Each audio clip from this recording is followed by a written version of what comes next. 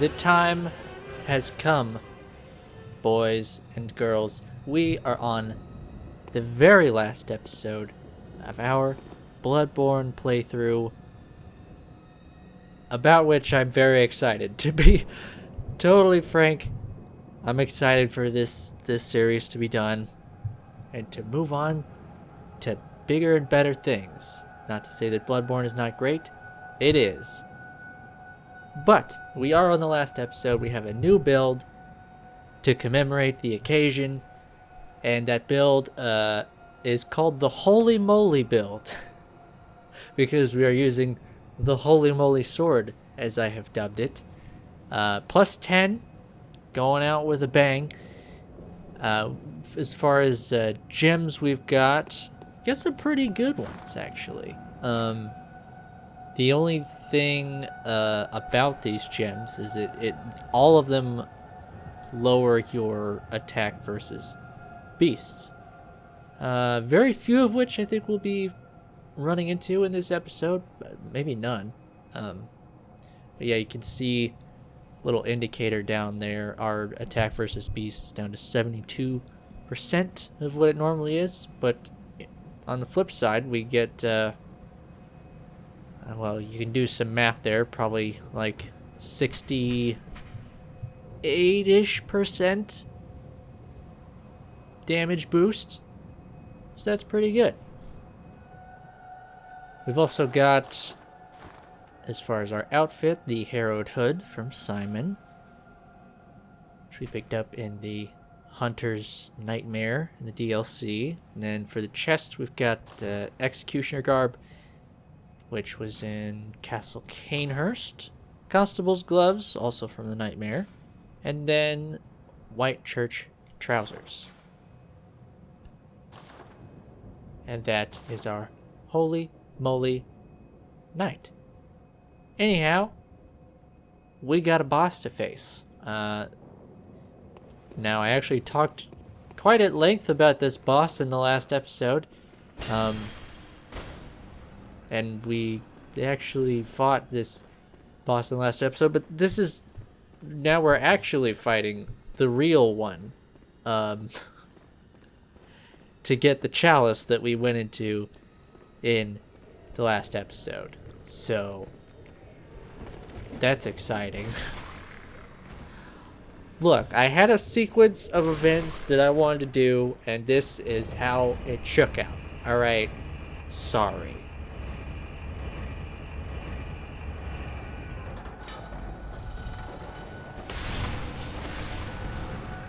There she is.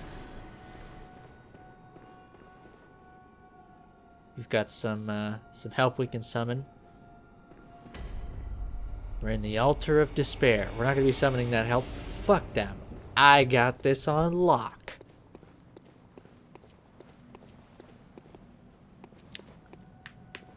So once again, I did talk about this area and this boss quite a bit in the last episode, just because we were talking about cut content and lore stuff in general.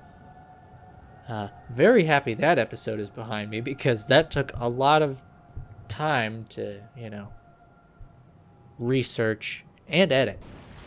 Did not like it.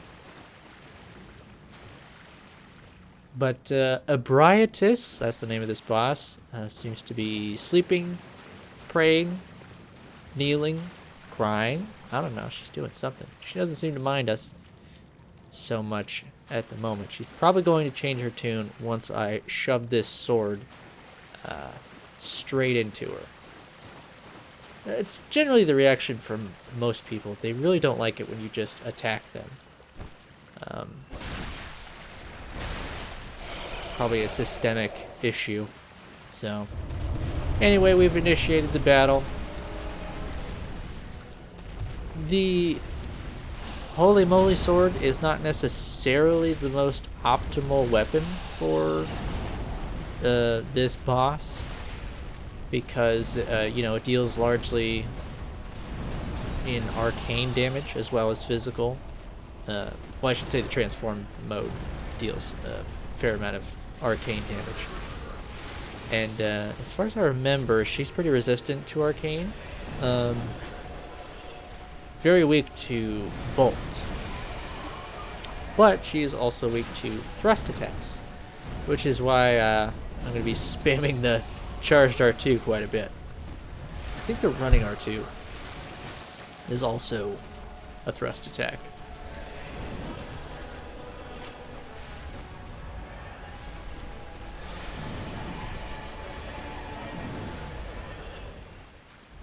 That charge attack is insanely difficult to dodge. I think I actually pulled it off a couple times in the last video. Much to my surprise. This is just really fucking tough. Fortunately for me, I am insanely over-leveled for this fight. So it's not too much of an issue for me to not die. Yeah, see, we're already going into the second phase, which I don't remember if that's like if that happens at half her HP or like a quarter. Yeah, she's pretty low on health though, you might say. Got curious, so I turned on the HUD. This is post commentary, by the way. This first bit. It'll be live commentary a little bit later. Just letting you peek behind the curtain for a sec. Well, she's almost down. Oh, this is a fun one. This one will kill you pretty good, but I found out just there. Just so happened to do the right thing and just sprint through it, and that will keep you totally safe. But hey, now we've got the Great Chalice, which we've already gone into, but now we can read the description. I guess we could have also done that in the previous episode, but I already did it here in the future. Time is strange. Anyway, let's open up that inventory. Right. Yep. Into the chalices, and there it is. Great Chalice. Yeah, go ahead and hit the square button. Go ahead and hit the okay, so I was pointing out here, the Chalice, unlike most of the other chalices, is not super chalice-y.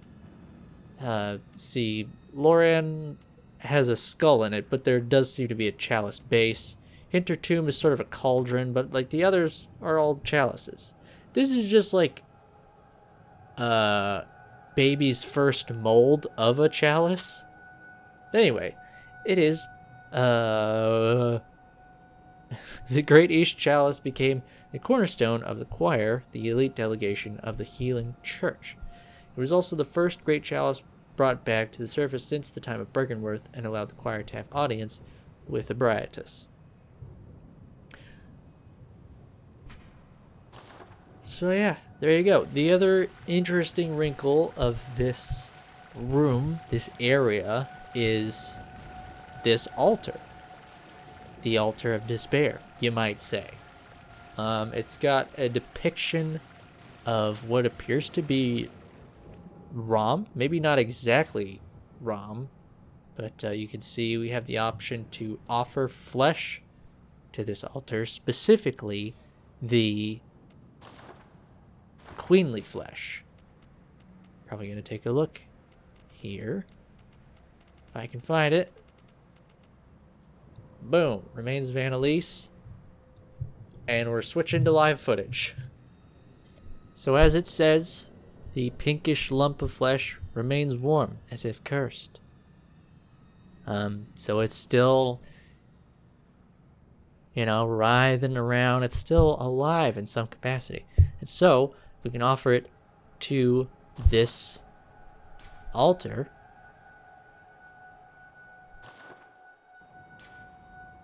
Time flows in reverse for this scrap of flesh. A little bit vague, but considering where we got it from,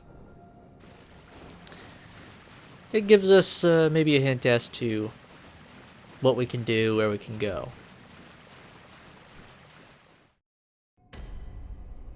here we are. And there she is.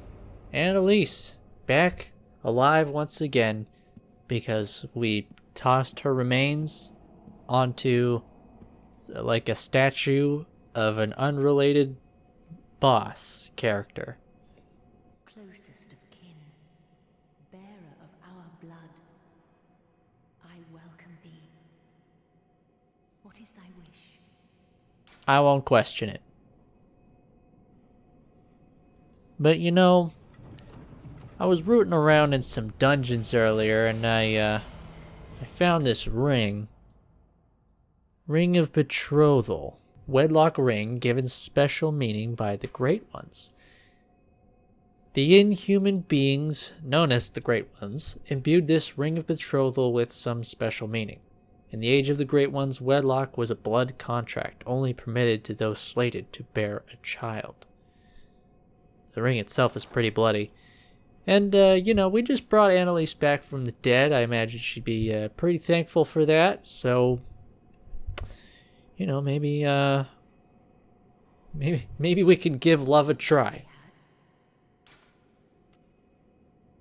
So, what do you think? Speak not those words. We have little need of a consort. Such a path would belike lead to further ruin. Thou art dear to us. We would see no harm befall thee.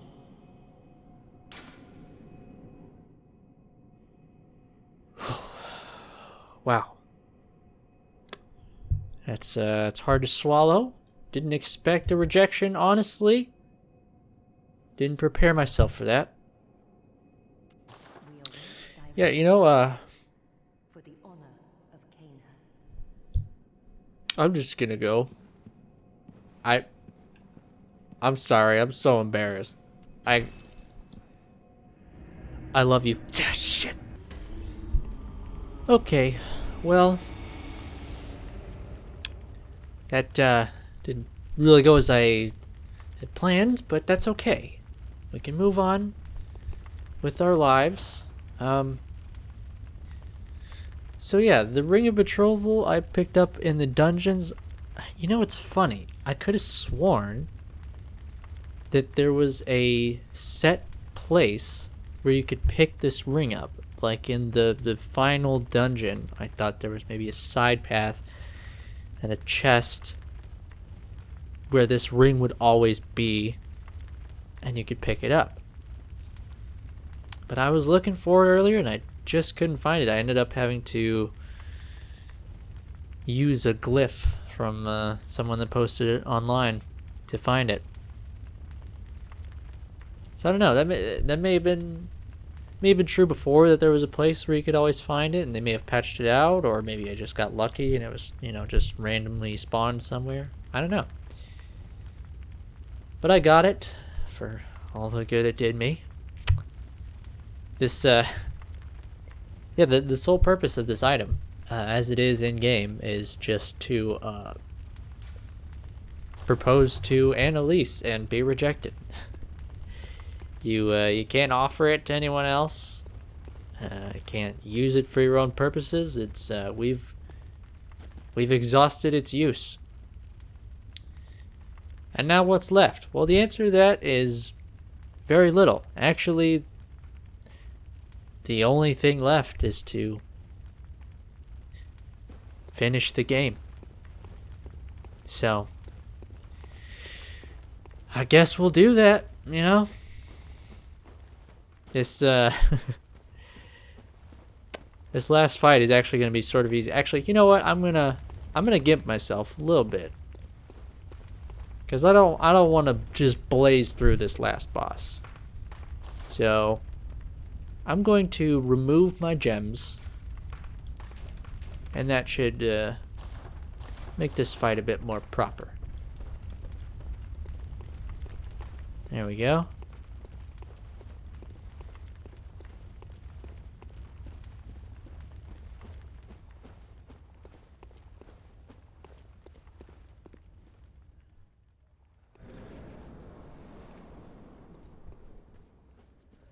So this is the fight against the moon presence, what we now know to be named Flora. We actually triggered this boss fight quite a while ago when we fought and defeated Gehrman. But I backed out because I didn't want to end the game. I just wanted that sweet burial blade. So this boss battle isn't really that difficult overall, although it does have some interesting tricks up its sleeve, which hopefully it will show off for us. I actually want to check how much damage I'm doing. Oh, okay, that's tolerable.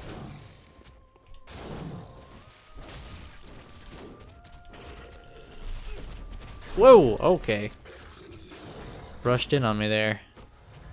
Come on. Do one of the things. Oh, here we go. Okay. So my health, I think. Yes, my health has just been reduced to 1. That's what that attack does. Ah! He's got another little trick that he does. Oh! Or she. Oh! Oh, here we go. Okay, so if you get hit by one of those little red bits that come out, it basically has the same effect as numbing mist. You can't use blood vials. So if you get hit with a combination of that and the sort of coughing attack, for lack of a better word, where you get your HP reduced to 1, it's pretty tough spot. So here you can see spawn multiple orbs. Oh, and I just got hit, so I gotta be careful now. And that's 1 HP. I'll try to get some back here.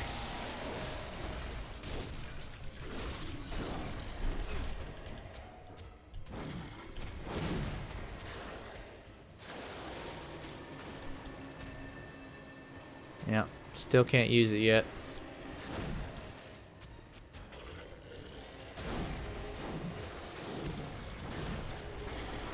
Yeah, it really lasts a fair bit. There we go.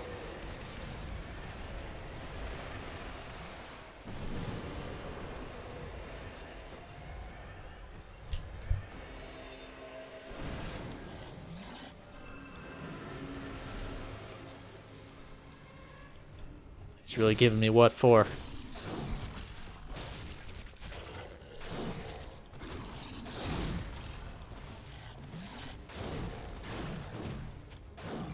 Oh, I think I might actually be out of vials. I have used quite a few.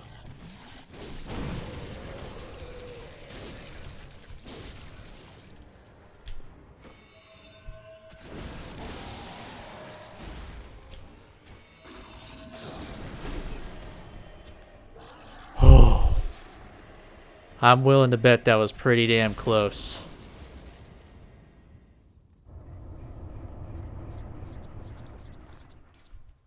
Well, I have about half health.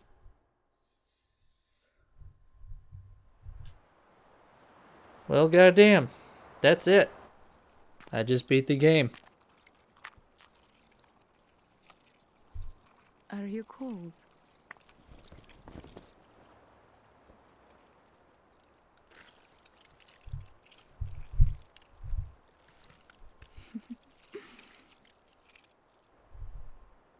Oh, good hunter.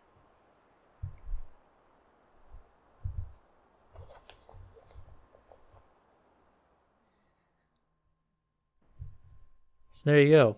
Your reward for going the extra mile and slaying the moon presence is becoming a disgusting, nasty monstrosity. But at least the doll's taking care of us, I guess. Oh, okay.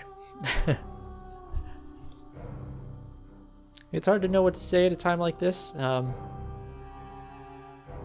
This series has been going on for so long. mostly because I left it alone for a long time. But it feels really good to be finished now. I really don't want to drag this out. Them's the breaks. That's the series. That's the whole thing. We just done finished it. I imagine if you've watched everything thus far, that you enjoyed it to some degree. Thank you for watching. It was fun to do this series, but I am glad that it's finished, and I'm looking forward to focusing on other things, which you will see in the nearish future. So thank you once again for watching this entire series, or however much you've decided to watch if you've skipped through this point. Thank you regardless. Stay tuned for more stuff from yours truly. I'll catch you in the next thing. Until then, take it easy.